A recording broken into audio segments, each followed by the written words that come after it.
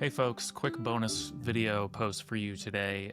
Earlier this week, I had a short Q&A with Naomi Shalit, who's the democracy editor over at The Conversation, which if you're not subscribed to it, you really should be.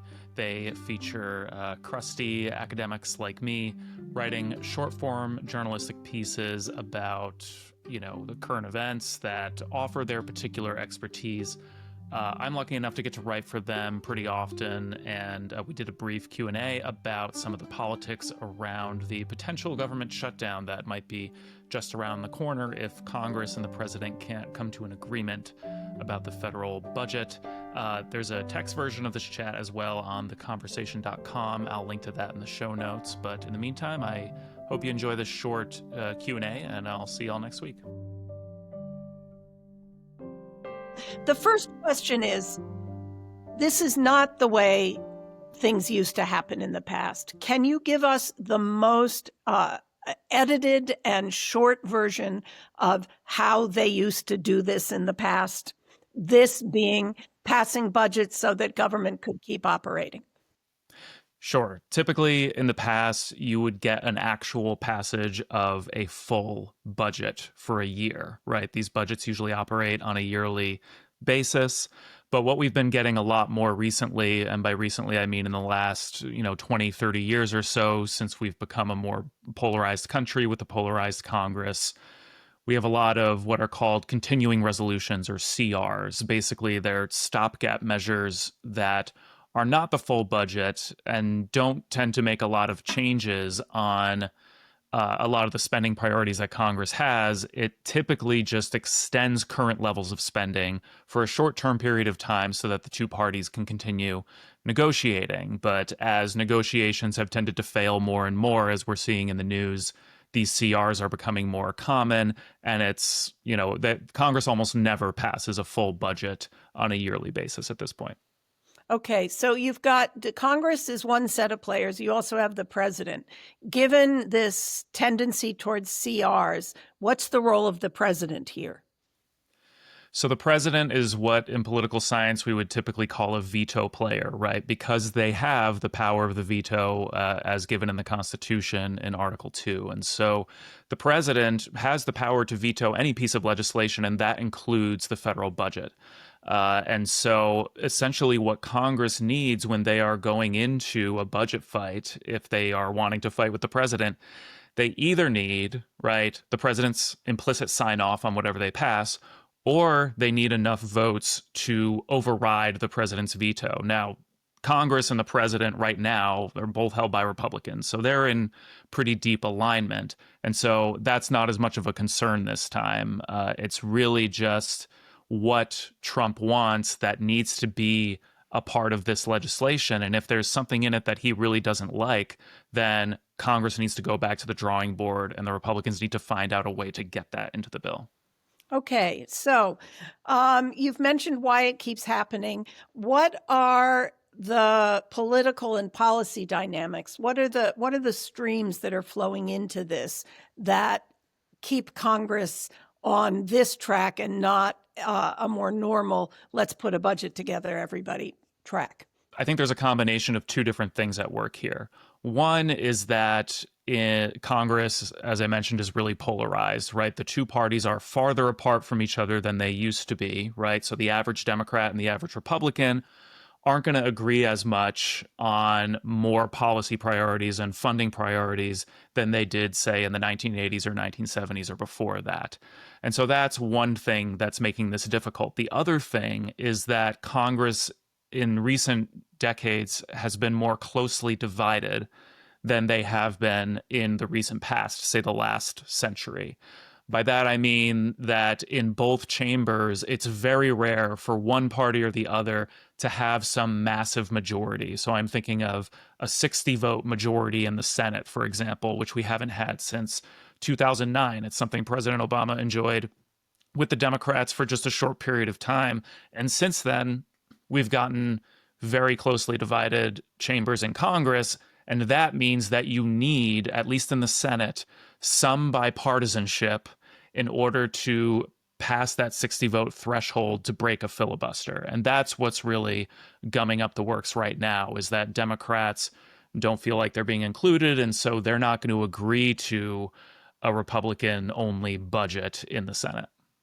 Okay. What is different about the 2025 budget fight than previous ones? Is it all still the same? A lot of the dynamics are still the same. So you still have this partisan fighting. You still have some of these divides within the two parties that I think are worth mentioning. You have some Republicans, there was a Senate vote just the other day on one of these budget resolutions, and a couple of Republicans voted with the Democrats, right? So some of these more deficit hawk kind of Republicans. So that's still playing a role.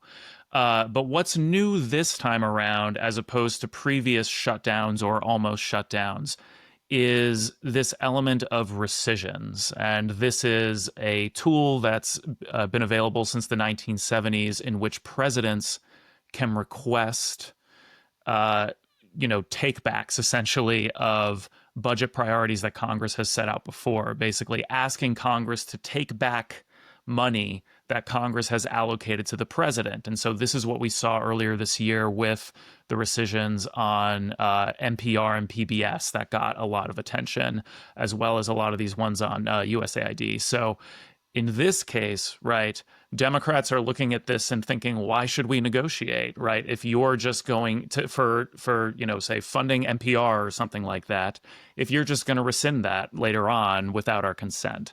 And that's something you don't need the 60 votes for. And so that's a major element that's changed, that has been in place for a while, but Trump and the Republicans this time around have been really willing to wield that going forward. So Trump used this in the last, I'd say, 2 months. And the most notable aspect of it was the spending for public broadcasting. Yep. Do you see this rescission power being exercised with every budget or continuing resolution that Congress passes? Because doesn't that essentially mean, I don't care what Congress does, as long as I have a majority, I can undo it? Right. I mean, this is a pretty serious breach, I would say, of what we call the power of the purse with Congress. That's set out in Article 1, that this is a key power. It's maybe their most important power and point of leverage they have in going back and forth with the executive and making sure the executive doesn't accrue too much power. But if the rescission authority is going to be used in this way going forward, where basically any spending priority that the president doesn't want or doesn't want to fund is going to be subject to rescission, then Congress doesn't really have the power of the purse, right? They have a president who is going to veto anything that doesn't live up to their expectations, or they can just sign it and then ask for these rescissions later.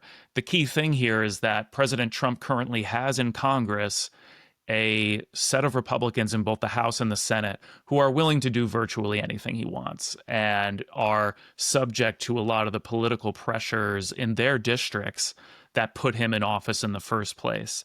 And so if they don't go along with rescissions going forward, they're going to face the wrath of their Republican voters in their district.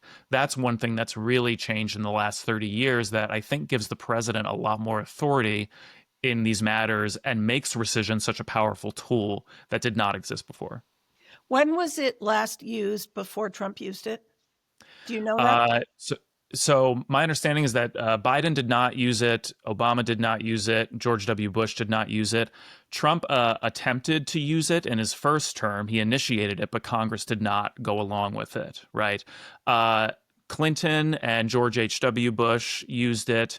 Ronald Reagan asked for a lot in terms of rescissions, and Congress has typically only given presidents in that era a little bit. What's different this time is not only is the president asking for rescissions, but Congress gave Trump basically everything he asked for earlier this year. And that's very unusual in using this rescission authority. Okay. All right. So you've got Republicans are largely in power, although they don't have a 60 vote margin in the Senate or 60 votes in the Senate. And Democrats really don't have power here. So why can't they just, the Republicans use their leverage in numbers and pass this? So the main hurdle here is the Senate. So the Republican-controlled House has passed, a couple of different versions of these budget resolutions over time. They passed one last week that did not win all of the Republican support, but they got one Democrat, Jared Golden of Maine, a moderate, on board.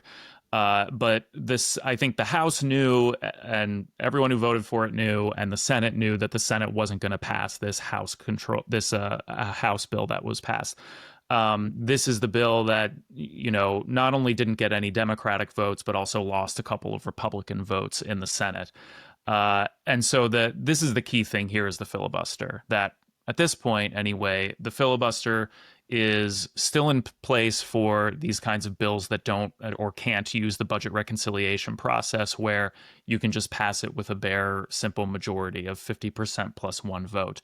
And so essentially, Republicans in the Senate need at least 7 Democrats at this point to vote with them in order to have that motion pass, to end debate on this motion, to achieve what's called cloture in the Senate, and then to actually move on to the passage of the legislation. And so that's, I think, what's different here this time. Okay, one question. So they need those 7 Democratic votes to get to a point where they can vote on passage of this continuing resolution. When they vote on passage of it, do they need just a simple majority to pass it? That's right. So the 60 vote threshold is not for passage of the legislation itself. The 60 vote threshold is to achieve cloture, to end debate. That's a higher threshold than what's needed to actually pass any piece of legislation, which is that 50% plus one. But given that the Republicans have a majority in the Senate, a Democratic vote, those 7 Democratic votes to end cloture, to get past a filibuster, would essentially allow that bill to pass unless there was some kind of Republican opposition. Is that right? Yeah, that's right. So Republicans would not only need to not lose any votes on their end, they would need to gain these 7 Democratic votes. And so Democrats, although they are not in power in any of these branches of government, they do, at least in the Senate, have some significant leverage that they can offer. Now, that doesn't mean Republicans are going to give it to them, right? We might be heading towards a shutdown where then we're going to get the finger pointing and the blame game and everyone, out there in the media trying to, Republicans trying to convince the world that it's the Democrats' fault. The Democrats saying, well, Republicans are in charge, so they should get their own house in order. That fight is going to happen if there's a shutdown. But the question is whether Republicans can give Democrats enough or convince them of enough that 7 of them end up going along with it, or those Democrats maybe don't have the stomach to sort of go forward with a shutdown and they're too scared potentially about being the ones who are blamed for it if it happens. One thing the Democrats might want to try to accomplish here is to use what limited power they do have here in the minority to make the other party look bad, to make them look like they can't govern. This is something we know from political science, that in a closely divided Congress, the goal of the minority, in this case the Democrats, is to get into the majority, right? We have midterm elections coming up next year. Democrats want to win, of course. They want to win in the House. They want to win in the Senate so that they can serve as a more effective check on President Trump. And so one way you can do that, right, is by gumming up the works a little bit, by sort of having this gridlock happen on the watch of President Trump, a Republican, and a Republican Congress. And so then in your campaigns, you can go to the voters and say, look how disorganized this majority party is. Look how bad a job they're doing. Put us in charge. And then we can do the things that all these great things that you might want us to do. Of course, that's going to be tough with President Trump still in the White House. But if their argument is that they're going to stop President Trump in his tracks and not give him the legislative wins, then this is an example of them trying to do that. That doesn't mean it's going to work politically, or it doesn't mean they won't get blamed for the shutdown, but that's definitely one thing they have in mind right now. That assumes that the public wants government to keep running. And Yeah. uh, my sense is that there's an enormously powerful anti-government sentiment in both this country and in parts of Congress reflecting what's going on in this country. So what may look bad from a Democratic perspective, does it look bad from the Republican perspective? It may not look as bad from the Republican perspective. I mean, there was, even though, thinking back to earlier this year and all of the sort of Doge Elon Musk cuts that happened and were very controversial, the public largely said they did not want those. But the segment of Republicans, of President Trump's more sort of diehard supporters, they were all about it. And so, there is going to be a segment that would not mind to see the government shut down for a little while. I think a government shutdown also plays right into how the public sees Congress in the first place, that they see them as a disorganized body, as incapable of getting along, incapable of governing. And so I do think probably that accusation from the Democrats of, oh, look how disorganized the Republicans are in Congress, that's in a lot of ways old news at this point. If we're talking about Congress, like, this has been a problem for a long time. On the other hand, when you have a government shutdown, there are significant consequences, especially the longer you get into the shutdown. A lot of services that the federal government does that a lot of Americans take for granted would not be available or would significantly erode over time as we get, days and then weeks into a shutdown. And then that's a situation where Americans are really starting to notice and feel the pinch.